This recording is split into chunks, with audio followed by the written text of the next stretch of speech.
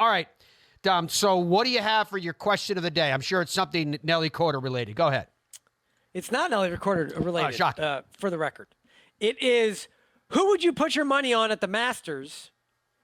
I'm giving you two options here, Matt. Okay. Rahm, Brooks, and Scheffler, or the field. Andrew spent so much time on this. Andrew, put up the field. Put up the Masters field graphic. Ah, there she is. That is every player in the 2024 Masters, including Akshay Bhatia, which we're going to get to, just squeezed in at the last minute there. But that is everyone in the field. So I'm saying, Matt, and we'll show some odds later to give people some more context, but if I'm giving you $20 and I say you can put it on Jon Rahm, Brooks Koepka, or Scottie Scheffler, all three of them as a combo, or the entire rest of that field that is on your screen, who are you taking? Okay, so Andrew, go ahead and put the odds up there. Let's talk about that as we're answering this question. Rahm, Brooks, or Scheffler. So you've got the defending champion, you've got the guy that won just before that, and you got the guy that finished second last year. You can see the odds right now. 12-1 for Jon Rahm. Obviously, Scottie's at the top. Brooks is 16-1. Wow, that is actually a very, very tough question. If you guys want to weigh in on the question of the day, log on to the Fairways of Life YouTube channel, and you could answer right there. Normally, Dom, I never take the player over the field.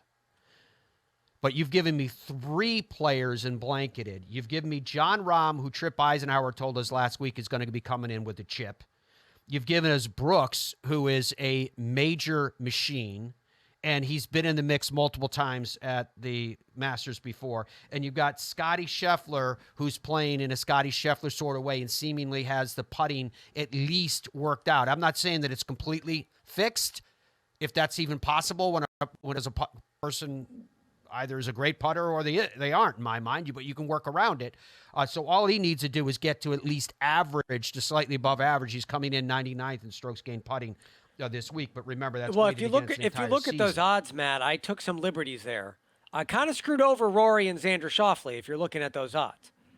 So Rory and Xander, whose odds are equal or better than Brooks Koepka, I left them in the field group amongst the rest of the players. Yeah, I get that. I get that. And I purposely picked Brooks because I think he's I feel like we could do 5 shows just on him and his mindset. I'd love to talk to a pile of sports psychologists. No, I understand. I got what you're saying. And I don't have a problem with, because Rory's coming in with a tremendous amount of weight, right?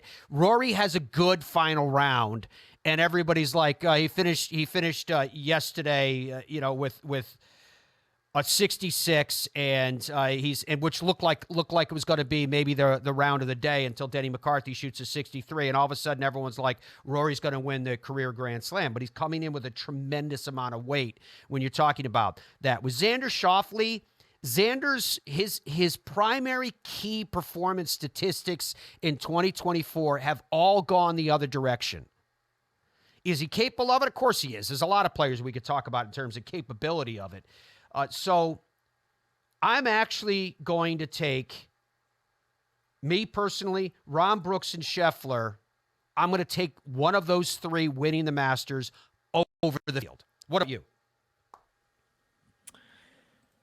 I'm going to take Rahm, Brooks, and Scheffler because if you recall last week when we made our Masters picks, I picked Brooks Koepka to win the Masters. So I am taking that. Right now, by the way, still sort of early in the voting. It's only been about 10 minutes since we've been on the air, but it's 50-50 right now. All right. So which, if you think about it, Matt, that's insane.